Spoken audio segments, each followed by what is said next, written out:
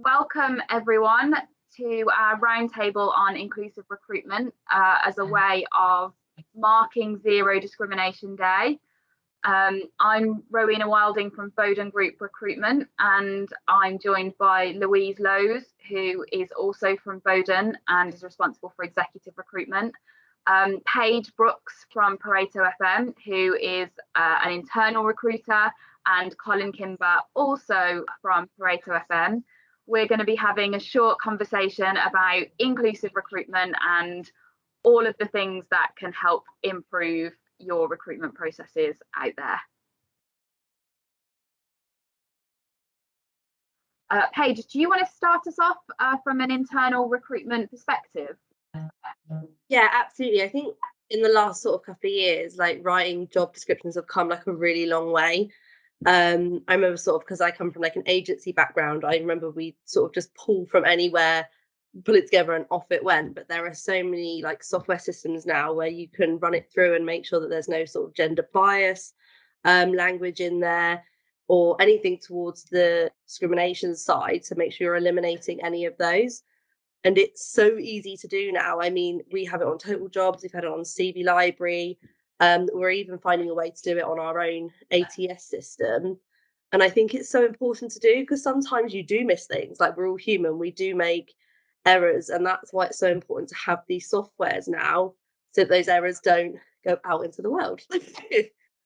I think from a marketing perspective, I found, the same thing. We use a gender bias decoder on all of our job ads. And I've recently done training with some of the team here on how to write better job ads. And I think people were really surprised when they found out the impact that gender coded words have. So words like strong or analysis or driven or competitive, which are all very male coded words. I don't think people realise actually the percentage of female employees that were being put off by those words. So something as simple as running a job ad through a gender bias decoder can make a huge difference. From a marketing perspective, the thing that we've really started to focus on is our imagery alongside those job adverts.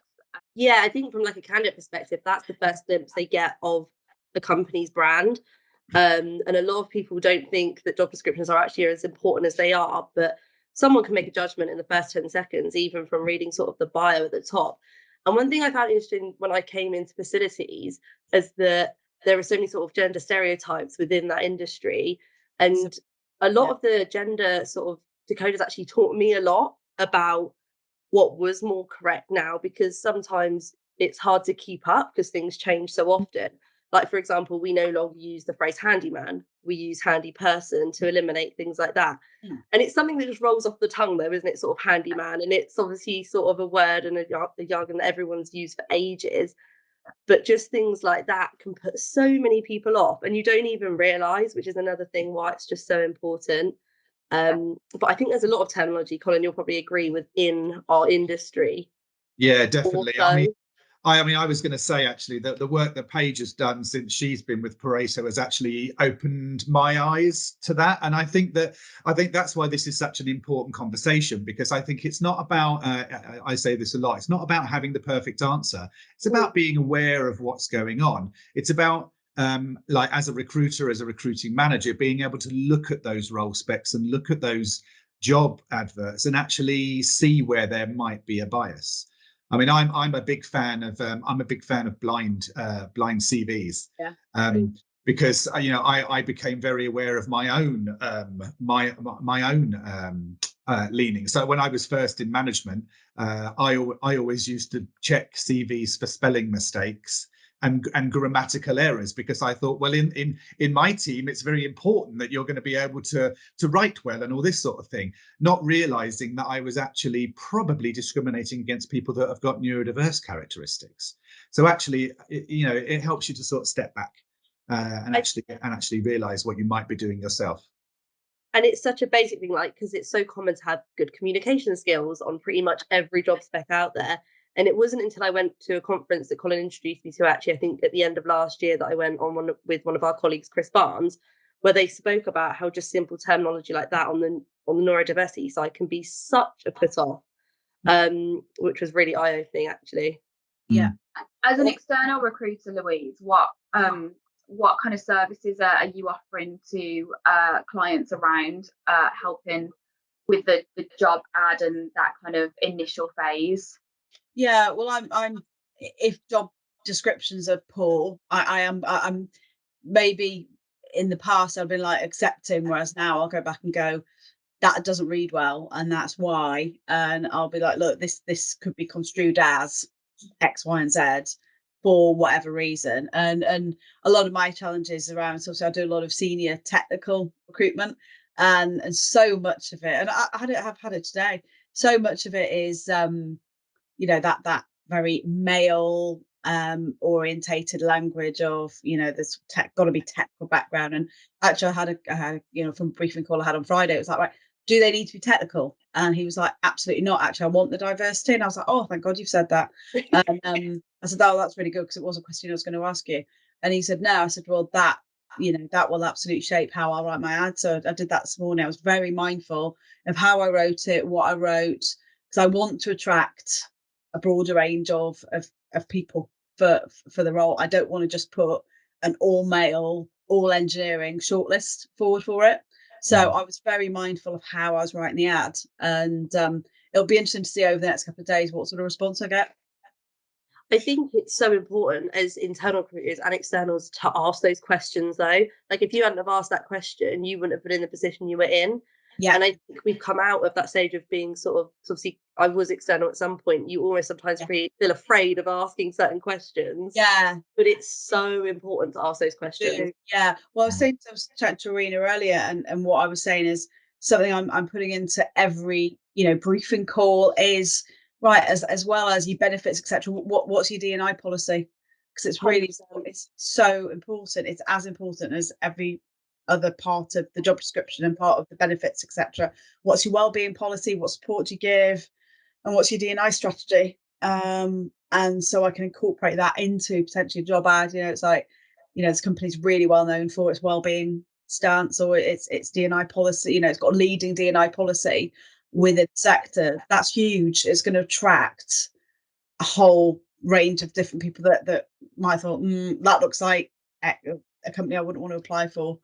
So we've pushed that back, haven't we, Colin, before, to external agencies to also see what they're doing to make sure we're partnering with people that align with the same ethos that we do and have the same passions and things like that. Because I think with partnerships like that, it's so important, because at the end of the day, they're representing you with candidates. So it's quite easy for them to go down their own route, which is why it's so important to make sure that everyone is on the same page, so to speak. Yeah, and I'm finding once you get talking about it, everyone genuinely is bought into it and quite passionate about it. And so off the back of what I've done with, a couple of clients, suddenly I've had a conversation with a senior line manager, and then they're going, oh, our resourcing team want to speak to you about what you've been doing in D&I. And it's starting to really snowball, isn't it, Rowena? Yeah, and it's exciting. It's exciting to see kind of almost the education process that goes on with it, from taking people from that point of, oh, well, we don't do anything, all the way through to actually this has to become a core part of who we are. And I think one of the really lovely things about being an external partner is being able to be that outside voice to take people on that journey. That's been a really exciting thing for me. Colin's already talked about blind CVs. Are there any other examples that we have? So we work with the CRM ATS system Team Taylor, and they've brought in a whole new pack of, so like they're called triggers. So when you move candidates from different sort of first stage or second stage, it can trigger different actions. And one thing that brought in was the anonymous CV things. And we haven't quite launched it yet, because I want to make sure I think a lot of hiring managers are going to be like, oh my God, panic. So we want to make sure we go about it the right way. But I'll be really interested if we have this conversation in 6 months' time to see the successes and the failures with that, because it is a whole different world. But ours translates to giving everyone sort of like animal names, right, rather than their actual names, just to remove it completely. The other thing that's important to do is actually to sort of like focus on the behaviours and the culture within the actual hiring managers, because it's all very well to have a great system, and it's all very well to remove names and all this sort of thing, but actually you need to be able to have a conversation like this, because let's face it, we all feel an affinity to people that are like us, and I think that if you can have that conversation and say, look, do you realize that the reason why you're attracted to this particular person is because they're like you, or you found something that's in common with them, and that's why you're feeling the affinity. I've been through the whole hiring in your own image and hiring people that you'd really want to go out for a drink with, but you don't get the job done and all that sort of thing. So actually I've learned through failure almost, or mistakes. So I suppose with my team, I try to use my experience to keep the conversation alive around this, because if you can get people to entertain the idea about how their brain and their preferences work, then it can start getting people to question their own decisions, or their instant decisions, shall we say.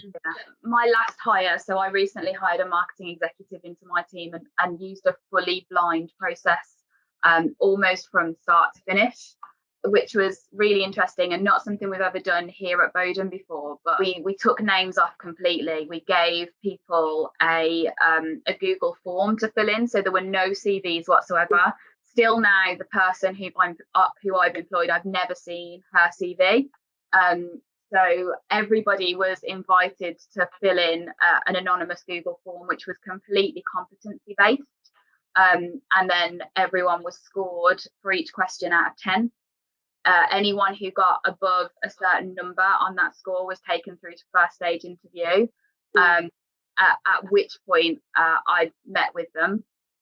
And I think what was really interesting from that was of the 8 people that applied, none of them fit into the kind of box of white, male and straight. I didn't have a single straight white male apply. Had a number of ethnic minorities. I had 2 people who were from the LGBT community, and I had a number of females apply. So I think in a way it was an interesting experiment just to see the difference in kind of the makeup of people who applied at that stage. I think candidates, when they go through an application process as well, once you strip all that back, you might find they're actually more comfortable in being open about their background or their skill set, because sometimes they feel uneasy when they go through even shortlisting processes that they can't be 100% honest. But honesty is what we want, but obviously that's not unfortunately how it is yet. I mean, we'll hopefully get to that stage, but I think once you strip back some of that, all of that sort of surrounding noise, and you actually look at skill sets and things like that, they'll probably tend to be a little bit more open about backgrounds, because there isn't all of that around them, if that makes sense. And if you're being honest with them about the fact that you're doing this to be more inclusive, you're doing this because you want a greater diversity, I think it helps people to feel safer, and to know that they're walking into a safer environment, which is what was so important to me. What I find useful with external recruiters is that you can have a really you can build a relationship where they understand who you are culturally, and I think you can there's two areas that I find them really useful. If I want to be really specific about an area I want to target, so if I want to say, look, technical roles and engineer roles are really, really underrepresented by females. I want you to go and look for females for me. So you can be specific about things, and you can set somebody on a mission, which I think is great. And the other thing is when you're so I personally I really like to help people to develop, and I like to help people take their next step in their career. So if I just put a job out there for a manager, then a lot of the people that apply are going to already be managers, and they're just looking for they might be just looking for something else. And if I sit down with an external recruiter, they've got a portfolio of candidates themselves that they know, and I'm able to talk about the fact that I'm looking for someone that's got these qualities, but's got a lot of potential. They haven't actually stepped up into the role yet, but I'm looking for the right kind of attitude and all that sort of thing. And that's actually helped to get people with the right sort of focus at that point in their career in the door and in front of me. Yeah. Colin, you're a dream hiring manager. An absolute No, dream. like that. Louise, what do you think in terms of from an external recruiter's perspective? What can you add? Very similar. It's about partnering, finding out exactly what they want. It's exactly the conversation I had I've had recently with a couple of people, where it's like, well, I want a more diverse shortlist. This is ideally what we're looking for. Are you looking for someone to step up into the role? So what are the behaviors you're looking for? Or is it somebody, because it's a tricky client, they need someone who's established, who's done this role for a while. But certainly from a CV point of view as well, it's trying to remove so much of that unconscious bias. So it's taking off the years of university, and sometimes even taking off the universities themselves, because within that, if they're Russell Group, they've got to be better. Well, why? Just because they got a few more UCA points at the time, they went to a slightly perceived better university. Again, it's all to do with this potential bias, especially within the technical roles. But then you've also got the education piece. I've got a couple of really good candidates who are soft services buyers, who I know are perfectly capable of stepping into that TFM role, but it's quite a perceived big leap. So half of my role has been like, look, this is why I think they could do it, and this is why I think they're ready for it, and I think they'd be really strong in it. And it's been really successful. They've interviewed and been successful at making that transition. So it's sort of trying to be an expert for the candidate as well as advisor for the client. I think you're right. That outsider gives you almost the ability to ask slightly harder questions, like, why have you decided that that's a necessary skill for this person? Yeah. I think because I've got quite a lot of recruitment experience and I've been in FM quite a long time, that I have got the confidence to do that. I will challenge it a bit more. It's challenging the status quo, but it is improving. It has, even in the last sort of 3 or 4 years, I'd say things have got better from a general diversity perspective, and obviously the gender side from the technical services perspective. But I don't think we're there yet by any stretch of the imagination. I think we're very much it is on the journey. For us, it's huge. I mean, anybody that's looked at us online or knows about us in the business knows that we wear our EDI credentials on our sleeves, and we're not afraid to say the things that people are scared to say, and we quite enjoy that role. And I've certainly noticed over the last 18 months, 2 years, that there are more and more candidates out there that actually seek us out because they see us as somewhere where they would feel supported and comfortable. So I think that's been great for us, because we have started attracting like-minded people. But when we're having conversations with external recruiters, it's very easy to explain who we are, and it's easy for us to start an EDI conversation with people. And Louise, you were talking about it earlier. I actually, the whole educational piece of this, I like the conversations where the people get uncomfortable with us, because actually that leads to a much better conversation around, look, do you know what? Don't worry about feeling uncomfortable. Let's talk about it. Yeah. So yeah. I feel like more of those conversations are happening in the actual interview stages now. Like, questions about diversity are raised from both sides. I've noticed, especially in the last year or so, especially after COVID, like mental health is brought up a lot.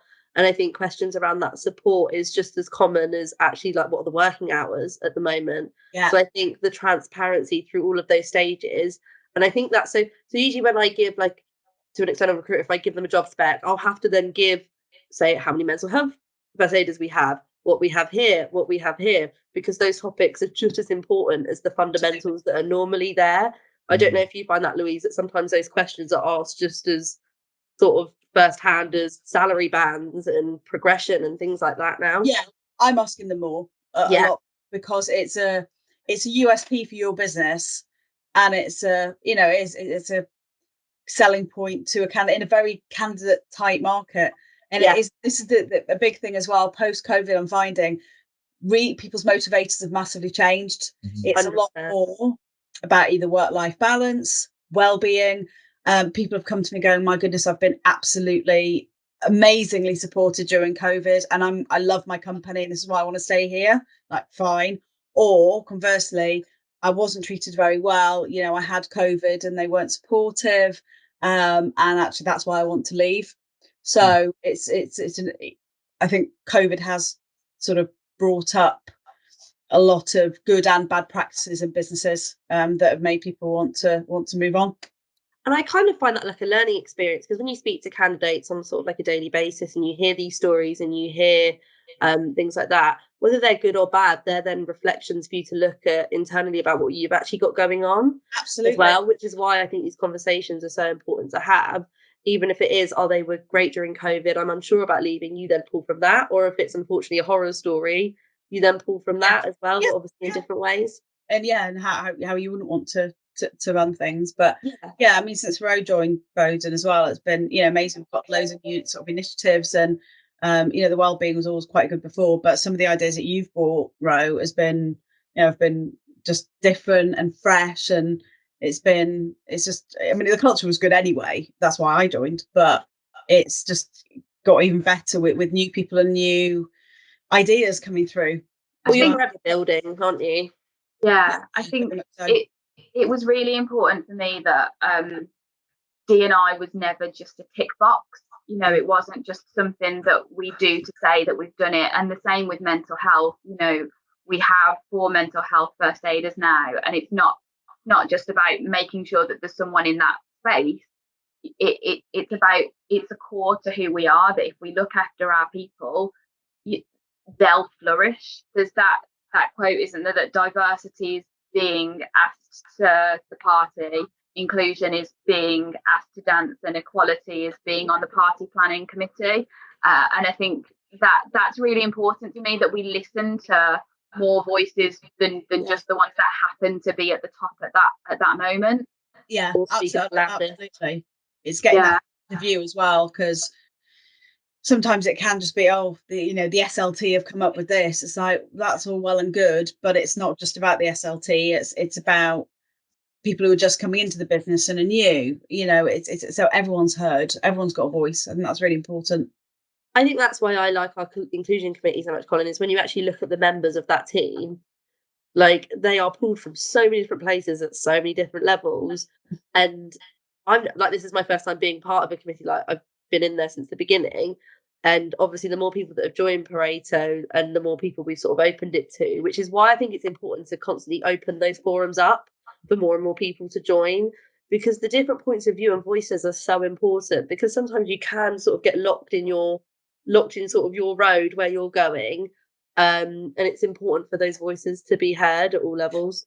And also with the developing talent, in terms of the youngsters joining, you know, the way that the 22-year-olds view the world and what's important to them is very different than how I was brought up, you know, in once you're in your 40s. So it's trying to keep in touch with what's key to them, what's important to them, what's going to make them want to stay and develop with you, rather than go off to a competitor, because attention's key. As a side question, I think that concept of having an inclusion committee is a really interesting one, and one that I think, you know, anyone watching could really take away as an action point. Could you give us like a couple of tips on how to set one of these up and do it well? Like, what are the learnings there? The inclusion committee stemmed from Colin's passion, really. That's where that stemmed from, though. It seriously did. It wouldn't be what it is without Colin's initial drive and his passions around D&I. I don't think it would be where it is today. Yeah, so I mean, thank you, but I think that it's important that there need to be passionate individuals involved, and I think that there'd always been a lot of great stuff going on inside Pareto, but we wanted to make sure that everyone felt part of it, and we wanted to make sure that everyone had a voice. And as we were growing as an organisation, we didn't want everything we did to be the decision of 2 or 3 people. We wanted everyone to feed into the kind of activities that we did. So I mean, my favorite way of setting anything up is to set it up and run it and see what happens. So we did that for almost a year, and then we got together and had like a session where we talked about what worked and what didn't, and we agreed as a group what our structure and our focus was going to be going forward. And if people want to sort of like skip all of that, I think we realized that the two things you need to realize is that everything needs to be as inclusive as it possibly can be. So no matter what you do, it needs to be inclusive. And that doesn't just mean thinking about diverse characteristics. It means, are you reaching everybody in your organization? Are we making sure this is something that as many people want to get on board with as possible? So it's thinking about that, because it's about belonging as well as inclusion from an EDI perspective. And the other thing was to make sure that everything was actually inwardly focused. We spent a lot of time in our first year sending messages out into the ether through social media, and you end up making a bit of a rod for your own back, because all you're ever doing is saying, we believe in these things and this is a good thing. And we realized that what we really needed to do was focus inwards, because then what you're doing is you're talking to your people and you're educating your people. They take the message with them where they go, and then you become a radiator for that kind of stuff yourself. And when you're tweeting or putting things on LinkedIn, you're talking about what you're doing rather than talking about what you think is good. And I always find they're the biggest successes from like a social media point of view. People are more interested to see what you're doing than what you're just saying. Yeah. When people are looking to move upwards within your company, have you noticed any particular barriers and needed to kind of take some of those away? Or, what is it that you're doing to make sure that that's a fair and equitable process? So, well, I personally use something called like an interview matrix, which is what we actually use externally as well. Sometimes I think you need to keep things the same as you would externally, internally, because especially when hiring managers are involved that already have those relationships, unfortunately, you have to kind of take that out within reason to make sure that it is a fair process, especially because we have, like, obviously there's so many different clients, everyone's in so many different locations, not many people interlink. So by having sort of, I know it sounds quite like the scoring and the questions and just making sure consistency is there. And I always make sure to say it's really transparent. If you want these after, like these notes or whatever we've taken down, like have them, because it's really important to be transparent after the interview as well, whether you're successful or not. And I think there are differences, external and internal recruitment in regards to like internal promotions. It is obviously different, but I also think it's down the same sort of channel, if that makes sense, because you do all of these things externally to make sure that there are biases, and you need to do the exact same from an inward focus, I think. I think there's something actually happened recently that made me realize that when there are internal opportunities, you need to do everything you possibly can to make sure that's been clearly communicated to everyone. Yeah. Because there was an opportunity that there was a potential opportunity that came up somewhere else in the business, and I immediately said, well, do we know anybody that we think might be interested in this or might be suitable for this? And someone said, I think it was you, Paige, said to me that one of the other managers said they couldn't think of anyone. And then I thought to myself, well, hang on a second, that's only someone speaking from one part of the business. Yeah. So actually, what you've got to be careful of is all of the extroverts that say things and are seen are the ones that people know about. So that, and I kind of challenge the business to say, okay, what about the people you don't know about? What about the people that don't immediately come to mind, or are quieter? Perhaps the people that need to see that there's an advert or an email comes out through our HR system that puts this in front of them. Maybe we need to help people to see these opportunities are there, rather than just going, well, who's risen to the surface lately? Yeah. And I think it's a lot of, sometimes I've been in previous roles where the managers have the attitude where it's like they should come to you kind of thing. And not everyone is confident enough to do that. Not everyone is confident to be checking the Pareto website every 10 minutes to see what's sort of arrived. So I think, so we try and do sort of every month or every sort of 6 weeks is make sure we do like an internal comms to say what's sort of new on job adverts or what things are coming down the pipeline, and say like, just have conversations with your line manager. You don't need to send a big email about why you're this and why you're that. Because sometimes for those introverted people, just having like a little one-to-one is so much easier. To see what's coming through rather than sort of big gestures, because sometimes I think that puts people off. And I think one-to-ones is a really good opportunity to identify those talents that aren't necessarily being seen quite so much.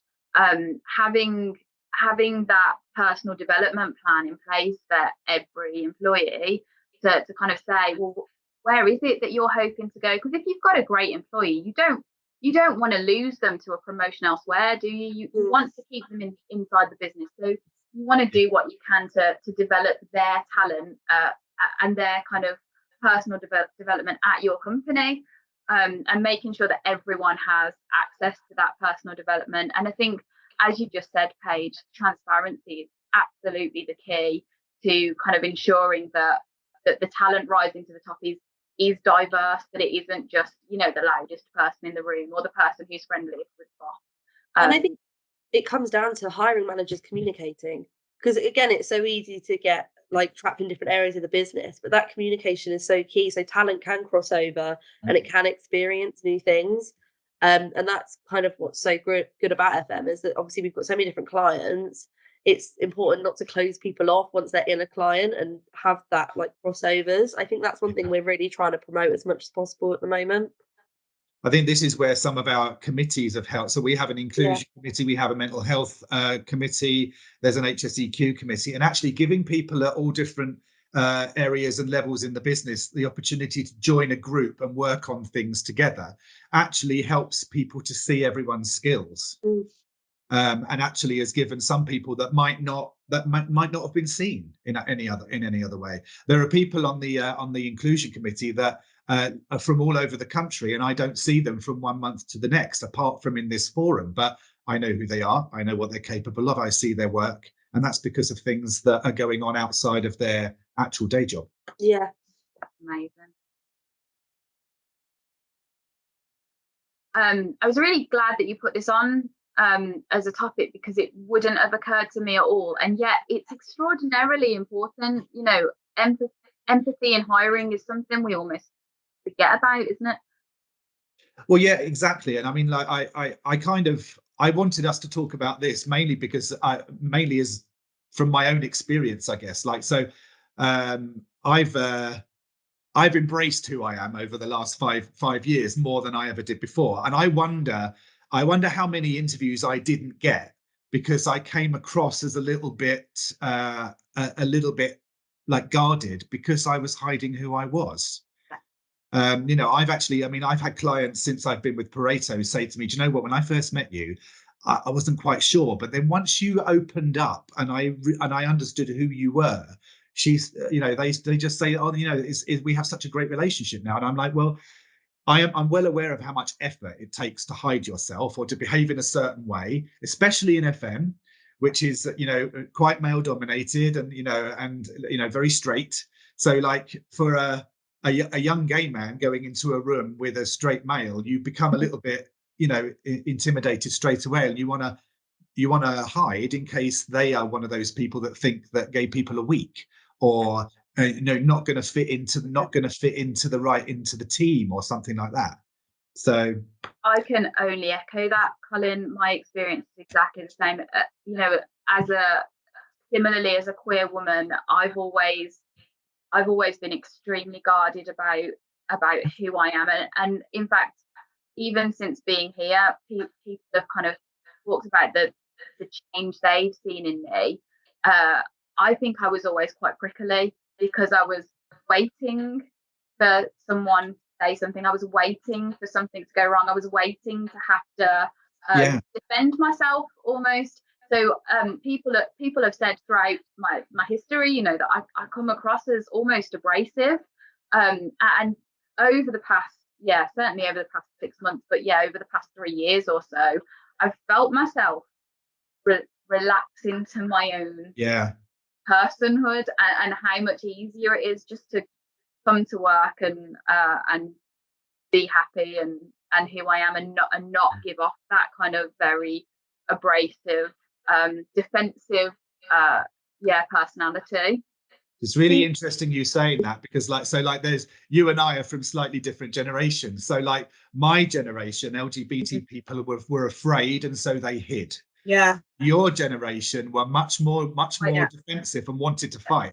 So it's quite interesting how you can be perceived. Yeah. Yeah, that's so true. I was going to say, from my side, I've always felt like I've had to take more of a submissive role being the age I am. So where I've always been slightly younger, like I'm 25, and I've always been seen as that. Like, I mean, Colin can probably vouch, when I joined Pareto to who I am now is probably very different people, because I always felt like I shouldn't have had the voice in the room because I wasn't the most mature, or I didn't have the most experience. And sort of my growth with Pareto has actually taught me that it's not just about that. And your voice, no matter how much experience, or if it's your voice making a mistake or anything, is worth being heard. And it sounds really cliche and cheesy, but it's just really interesting in all parts of diversity, how different things can be, and how you don't think, like, because I'm quite like strong now and I'm much more confident, but if you went back sort of 16 months, I was a completely different person. And it's crazy how much your surroundings can help, and the people you surround you with, especially at work, can help you grow. Like, it's incredible. Like my whole experience has been amazing. Making sure there are the right role models in the room, ultimately, you know, that people feel like they're already represented. And hearing stories, like we're very lucky that Colin is so open about his journey and his story. I mean, he doesn't hide it now, but it kind of gives you more confidence in all different parts of D&I, not just LGBT and LGBT plus. And I think that's what's really important, that it gives confidence to those other areas like neurodiversity and things like that maybe aren't always in the forefront. Yeah. Well, I think that's the thing we have to focus on, isn't it? Because, like, I know when we're the hiring manager, we're the one that are thinking, right, okay, so I've got 3 interviews today and I've got to fit them in around my day job, and I've got to, my phone's buzzing because there's work going on and everything. We're all thinking about what's going on with us. And actually, it's good to take a breath and think, what's this person going through? What if this person is neurodiverse? What if this person is LGBT? What if they're an introvert? You know, like, it's just like, I suppose, creating the space for them to be themselves, and not letting your drama get in the way, I guess. I mean, I went to a conference last week, LGBT plus in the workplace, and they were talking about you need to be paying a lot of attention these days, because, like, if people start talking about their personal life and they start referring to their partner and stuff like that, it's okay to make mistakes by assuming someone's partner's gender and all that sort of thing. But be quick to correct those things, and just like and be open about it. Don't be ready to feel awkward and go, I'm sorry, I made an assumption there. I'm so sorry. Do you know what I found as well is a lot of the anxiousness around video interviews for a lot of people, like the change from no longer being face-to-face interviews to going onto Teams and Zoom. There's a lot of different feelings around that, like, especially like people, do I wear a suit? I might not be in the best background, I might not be this. And I get questions like that a lot. Oh yeah. Especially for people that may be slightly older and are so used to a certain way of interviewing, of coming into an office wearing a suit, wearing this. A lot of them are really anxious about that, or like that aren't the best computer savvy and things like that. Like, that's what COVID's taught me a lot about interviewing, is to actually, that it's not just nervous about meeting people face to face anymore. It's nervous and anxious about loads of different things. Really, really good points. I hadn't used Teams very much before I interviewed for Boden last year, and it was still during the lockdown when I started my interviewing process. And I was like, fortunately, my husband did it all the time for his job, and I was like, I don't know how to use it, and I don't the background, I've got to make sure the bedroom's nice. He's like, oh, I didn't know how to put backgrounds on at that point. I was just like, oh, what happens if they think this? And he's like, chill, it'll be fine. They're just interested in what you have to say. And I got myself quite worked up. By the second Teams meeting, I was like, and I had to do a presentation. After the presentation, screen sharing and all that, I was like, oh, but once you've done it, pro now. Yeah, well, I do it so much now. It's a really good point that you've got to think that maybe other people don't. So you've got to be a bit more aware. That's a really good point, Paige, about being aware and being empathetic. But it's an interesting one as well about working mothers as well in terms of diversity, because I'm one, and we've had this conversation before, Ro, about almost overcompensating and having to be around all the time and having your phone constantly. And even if you work a shorter week, on a day off, you feel like you've got to answer the phone in case people think you're not working hard enough, or that you're popping out or doing stuff with the kids. And it's like, no, they trust you to do your job. And just, and it's sort of, it's interesting speaking to working mothers who are looking for new jobs as well within FM providers or clients, whatever. It's, a big thing for them is, right, what is the culture? Is there flexible, flexible working policies, etc., etc. And that's a really important, again, for you, retention of a slightly different workforce. Again, it's key. Thank you so much. Thank you. See you later. Bye.